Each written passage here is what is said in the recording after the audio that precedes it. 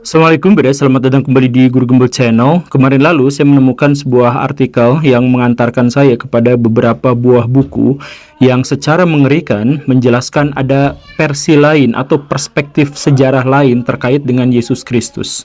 Bahwa beliau itu adalah bukan hanya tokoh spiritual, bukan hanya tokoh agama, tetapi beliau adalah salah satu tokoh filosof anarki pertama di dunia dan membawa ajaran-ajaran anarkisme yang secara eksplisit dan tegas dijelaskan dalam kitab suci yang dia bawa. Bagaimana hal seperti itu bisa terjadi? Simak videonya, kita akan bahas tentang salah satu versi yang paling banyak ditutup-tutupi. Yuk kita bahas.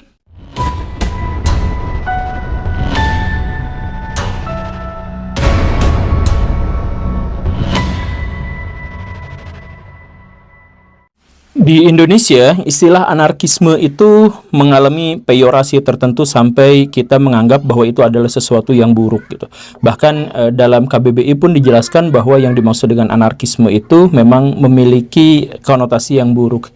Tetapi kalau misalkan kita berpandangan secara netral, yang dimaksud dengan anarkisme atau anarko itu sebenarnya adalah paham berpikir, gagasan bahwa idealnya manusia itu tidak boleh hidup dalam kungkungan hierarki, bahwa tidak boleh ada orang yang mengatur orang yang lain, bahwa pemerintahan itu, negara itu, konstitusi itu sebenarnya adalah kezaliman karena dia mengklaim memiliki otoritas dan kekuasaan untuk mengatur orang lain. Padahal setiap orang kan harusnya bebas berkehendak, bebas berpikir, bebas melakukan apapun sejauh itu dia bisa pertanggungjawabkan sendiri. Lalu bagaimana ceritanya ada sebuah negara, ada sebuah pemerintahan yang dia mengklaim bahwa saya berhak dan saya memiliki otoritas untuk mengatur orang lain harus melakukan ini, orang itu harus melakukan hal yang seperti ini, menggerakkan pasukan-pasukan untuk berkorban jiwa dan raga demi kepentingan politik tertentu, tumpah darah dan sebagainya. Kan ini tidak layak. Nah, paham anarkisme itu sebenarnya adalah paham yang seperti itu. Anarkisme itu artinya adalah tidak mengakui otoritas atau tidak mengakui hierarki, kasta dan sebagainya. Nah, di Indonesia ini dipahami bahwa anarkis itu berarti ya memang tidak ada peraturannya, karena tidak ada peraturannya ya brutal. Nah, kita akan memandang versi yang pertama bukan versi yang kedua, bahwa anarkisme itu sebenarnya adalah gagasan bahwa seseorang itu tidak memiliki kasta dan seharusnya tidak memiliki otoritas untuk mengatur orang lain secara kelembagaan atau secara institusional. Kita misalkan mengenal bahwa dalam Kristen, Yesus itu konon pernah berkata, jika kamu ditampar pipi kananmu, berikan pipi kirimu. Jika selendang kamu ditarik, ya serahkan saja pada dirinya dan lain sebagainya. Nah, hal seperti ini oleh seorang filosof terkemuka dari Prancis namanya Mamang Elul, itu dijadikan sebuah argumentasi bahwa tepat disinilah ajaran Kristen terbukti sebagai penganut anarkisme. Jadi, loh ini bagaimana ceritanya kalau misalkan ditampar pipi kanan kemudian berikan pipi kiri itu jadi anarkisme. Jadi gini Baraya, anarkisme itu tidak menghendaki adanya hukum eksternal. Yang ada itu adalah setiap orang berhak untuk menentukan kehidupannya tanpa intervensi dari pihak lain. Jadi fokusnya adalah kesederhanaan. Dan karena itu maka seharusnya dia tidak usah menghukum orang lain. Biarlah orang lain itu mendapatkan hukumannya secara ke dalam kesadarannya itu. Ya walaupun sebenarnya dalam konteks ini anarkisme itu terpecah menjadi banyak sekali kelompok dan golongan, tetapi intinya adalah tidak boleh atau tidak berhak orang lain itu untuk mengatur orang yang lain lagi gitu. Jadi kalau misalkan ditampar pipi kanan ya tidak usah ada sekelompok orang yang kemudian datang ke situ untuk menghakimi orang yang menampar itu atau orang yang ditampar itu. Biarkan mekanisme alam itu bekerja gitu. Ini sebenarnya sangat-sangat utopia saya pikir, dan pernah juga saya sampaikan di video yang terdahulu bahwa dalam konteks ini anarki itu sangat utopia. Cuman ajaran Kristen itu memang dasarnya begini. Kalau misalkan Baraya menemukan di dalam ajaran kekristenan misalkan bahwa Yesus mengajarkan hukum kasih dan bukan hukum yang bersifat kelembagaan, ya itulah yang namanya anarkisme itu. Ketika ada, saya mohon maaf ya, ketika ada seorang yang dituding berzina, kemudian dia mau dihukum, terus Yesus datang ke situ, nggak usah ada hukuman-hukuman semacam itu gitu. Ya kenapa nggak usah ada hukuman semacam itu?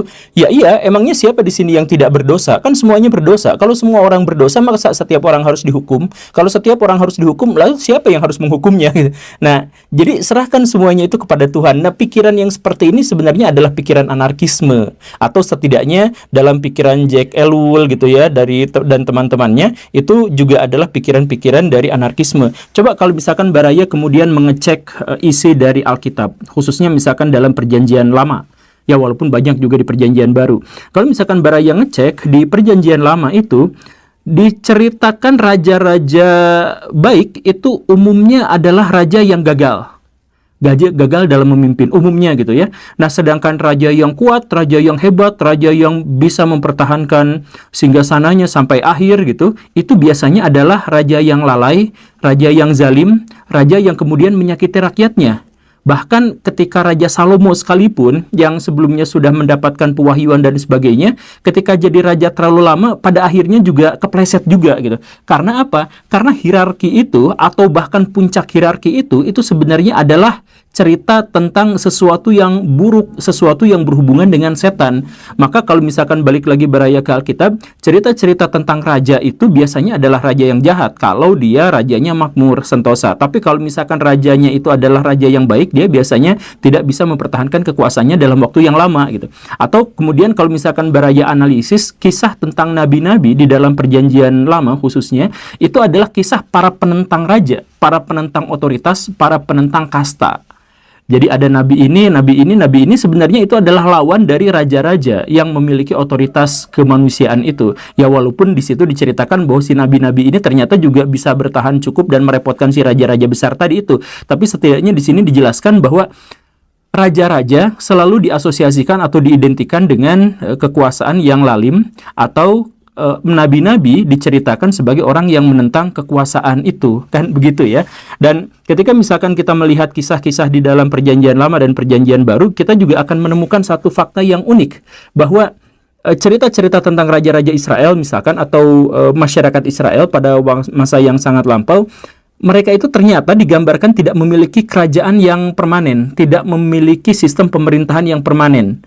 Kalau mereka mau perang, memilih pemimpin, oke.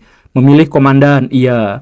Kalau mereka mau bertani, kalau mereka mau menghukum orang, misalkan, ya menghukum dalam artian ya, maka mereka akan mengangkat hakim dadakan. Nah, gitu kan? Nah, tapi mereka tidak memiliki hakim yang secara rutin emang pekerjaannya, profesinya itu hakim. Dan mereka tidak memiliki orang yang secara permanen memang menjadi seorang pemimpin, seorang raja gitu. Enggak. Jadi sesuai kebutuhan aja, setelah perangnya usai, setelah kasusnya selesai, ya udah dihilangkannya lagi. Nah, ini adalah tanda-tanda yang sangat jelas bahwa kehidupan Israel di masa lampau yang digambarkan oleh Alkitab itu adalah kehidupan anarki. Saya bukan pembaca Alkitab yang rutin, tentu saja karena saya tidak beragama Kristen. Tetapi silakan Baraya yang Kristen cek apakah pernyataan ini benar atau tidak, karena saya bacanya itu dari Pak Elul gitu ya, dari seorang filosof dari Perancis itu. Tapi mari kita lanjutkan. Kalau misalkan di dalam Alkitab digambarkan dengan cara seperti itu dan ada orang yang mampu untuk mengait-kaitkannya dengan ide dan gagasan anarko, bagaimana dengan Yesus? Ya sepaket juga Baraya. Kalau misalkan Baraya lihat Yesus seperti yang tadi digambarkan di awal itu, bahwa Yesus tuh tidak menghendaki ada peraturan atau ada hierarki yang sangat duniawi, tapi diserahkan pada hukum kasih. Hukum kasih itu artinya apa ya? Spiritual. Gak orang lain itu nggak usah intervensi atas perilaku orang lain, apalagi bikin sebuah lembaga untuk menghukum orang lain gitu. Ya biasa aja. Kalaupun memang harus dibikin, ya nggak usah permanen aja, sesuai kebutuhan biasa aja gitu. Untuk membuat manusia itu tetap setara dan seimbang gitu. Dan kalau misalkan Baraya ngelihat perilaku Yesus misalkan ya, bukankah Yesus itu juga pernah terdengar mengucapkan untuk setia pada pemerintahan dan sebagainya? Itu hanya olok-olok, kata Pak Elul itu. Jadi ini hanya olok-olok. Misalkan ketika Yesus dulu itu kan, Yesus itu pernah diadili. Jadi sama orang Yahudi ditarik ke pengadilan, ditunjukkan kepada Pilatus, penguasa dari Roma pada waktu itu. Nah, Pak Pilatus, ini Yesus ini sesat. nggak bener, bla bla bla dan sebagainya gitu ya. Pilatus kan pada waktu itu nggak mau menghukum, enggan menghukum. Kenapa dia dihukum? Kan dia nggak ngebegal, dia nggak ngebunuh, dia nggak memperkosa. Kenapa dihukum? Ya pokoknya dia menghukum karena menistakan agama Yahudi, kata orang-orang Yahudi. Nah, ini Pilatusnya bingung gitu kan, dan akhirnya ngajak ngobrol pada Yesus. Tapi ternyata Yesus pada waktu itu menjawab dengan jawaban yang muter-muter nggak jelas gitu, yang ditafsirkan oleh Pak Elul ini sebagai ini mengolok-olok pemerintahan gitu.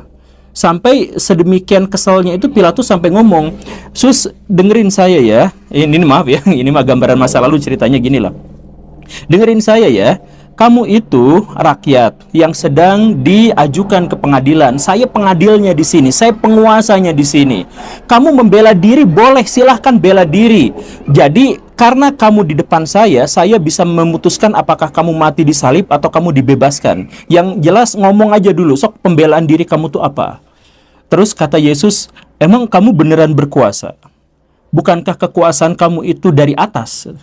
Nah, kekuasaan dari atas itu maksudnya apa? Kekuasaan dari atas itu maksudnya dalam salah satu fragmen kisah Yesus itu kan digambarkan Yesus itu pernah dibawa sama iblis, diajak jalan-jalan ke puncak gunung tinggi-tinggi sekali. Dari puncak gunung itu kemudian Yesus itu ditawari, "Sus, sembah saya sebagai Tuhan. Karena lihat, semua kota-kota dan semua desa-desa yang ada di sini itu akan bersujud kepada kamu." Gitu kan, itu tawarannya iblis. Nah, Yesus menolak pada waktu itu tentu saja. Nah, jadi maksud Yesus ngomong ke Pilatus bahwa kekuasaan kamu itu kan sebenarnya dari atas. Nah, itu maksudnya adalah bahwa semua kekuasaan itu dari iblis. Sama seperti Yesus dibawa ke puncak gunung, ke atas. Ditunjukin nih orang-orang kayak gini, nih pemerintahan kayak gini, ini diserahkan pada kamu dan sebagainya. Nah, pikiran dari Pak Elul itu adalah bahwa ketika Yesus mengatakan bahwa Pilatus itu mendapatkan kekuasaan dari atas, itu maksudnya dari iblis yang pernah membawa Yesus ke atas. Jadi dalam pikiran ini, semua jenis kekuasaan, semua jenis hierarki, semua jenis sistem pemerintahan, semua jenis ideologi yang menciptakan kasta-kasta, mau itu namanya demokrasi, mau itu namanya oligarki, mau namanya itu aristokrasi dan sebagainya, selama di situ ada hierarki, ada orang-orang yang menciptakan peraturan-peraturan dan kemudian mengatur orang-orang yang ada di bawah, maka itu adalah setan, itu adalah perwujudan dari setan gitu. Itu adalah tafsiran dari Pak Elul atas gagasan atau atas cerita di dalam Alkitab bahwa Yesus mengatakan bahwa kekuasaan Pilatus itu dari atas gitu. Lantas kalau semua kekuasaan itu keji, jahat, lalim, dia tidak berhak dan lain sebagainya, lalu kekuasaan yang sesungguhnya itu di mana? Kerajaan yang sesungguhnya itu ada di mana? Ya, kerajaan Tuhan itu ada di sorga gitu. Jadi semua kerajaan yang ada di dunia itu kerajaan setan dalam pikiran Pak Elul gitu ya, atas penafsirannya terhadap sikap Yesus. Dan kerajaan satu-satunya yang baik ya di sorga gitu, bukan di sini. Makanya kalau misalkan dalam pikiran Pak Elul dan pikiran orang-orang yang memang ada di sekitaran anarki religius itu, anarki kekristenan, itu mereka menganggap bahwa misalkan bayar pajak itu bisa aja menjadi sebuah pelanggaran karena itu berarti mendukung otoritas dari pihak yang sebenarnya tidak layak untuk memiliki otoritas. Dan kita juga misalkan melihat, kalau kita lihat misalkan cerita-cerita dalam Alkitab, Perjanjian Baru tentang orang-orang awal yang beragama Kristen, itu semuanya memang menolak kekuasaan, semuanya menolak hierarki. Mereka hidup sebagai sebuah masyarakat, kalau satu dapat makanan akan berbagi-bagi, kalau satu dapat ikan dapat berbagi-bagi, kalau misalkan satu dapat air juga akan bagi-bagi, kalau tidak dapat ya bagi-bagi juga kelaparannya. Ya itulah gambaran Kristen generasi awal, tanpa ada hierarki, tanpa ada pemerintahan, tanpa ada orang yang mengklaim bahwa saya berhak mengatur siapapun dan orang lain harus tunduk patuh pada saya. Kan begitu. Nah, itu Kristen generasi awal. Tidak ada di antara mereka yang jadi pemerintahan, tidak ada di antara mereka yang jadi apa. Ya ada yang jadi tentara misalkan, tapi kan ya maksudnya dia itu tidak berpolitik gitu, atau dia tidak mengklaim bahwa dirinya adalah bagian dari hierarki tertentu, ya kan tidak juga seperti itu gitu.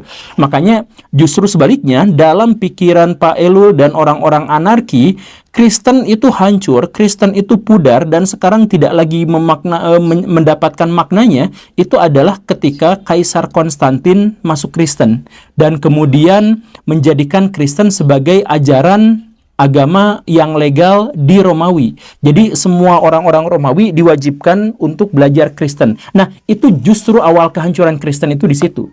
Kan kalau misalkan orang Kristen yang pada umumnya gitu menganggap bahwa Kaisar Konstantin itu baik, dia bijak, dia dapat penglihatan dari Tuhan untuk akhirnya begini dan begitu dan sebagainya ya. Nah, kalau kata orang-orang anarko-Kristen, ini sebaliknya. Dia Kaisar Konstantin itu bukan dapat wahyu ilahi gitu, tapi dapat bisik-bisik dari setan.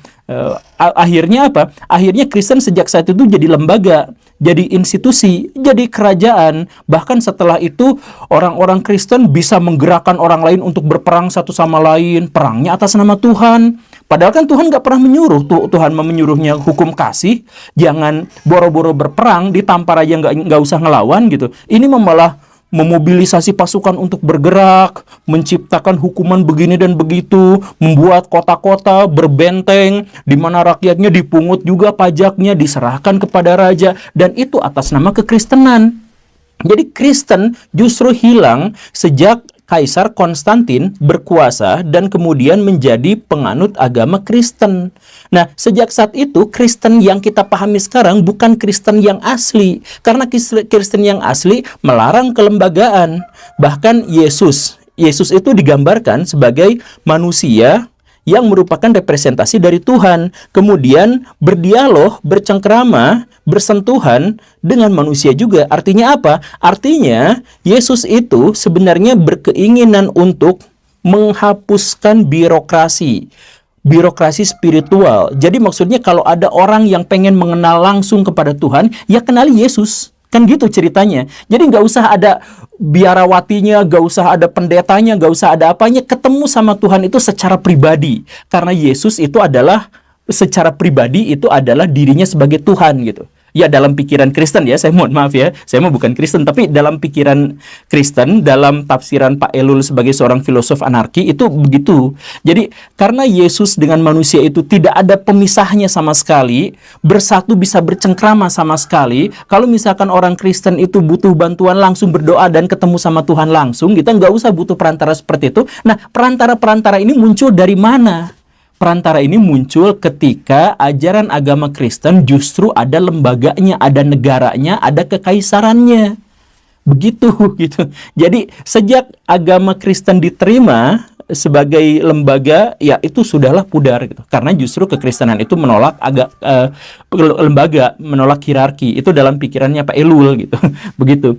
Begitupun dengan, saya mohon maaf ya, begitupun dengan ajaran-ajaran Paulus.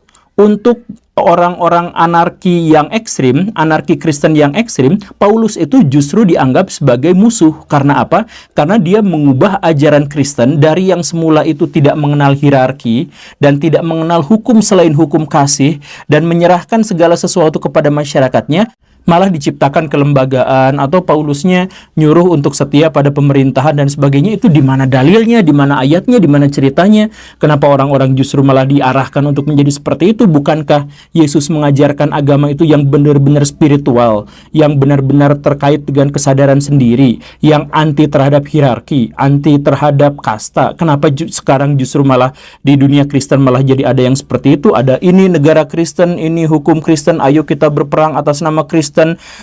Ininya perisainya dikasih lambang salib, pedangnya dikasih lambang salib, bajunya dikasih lambang salib dan sebagainya.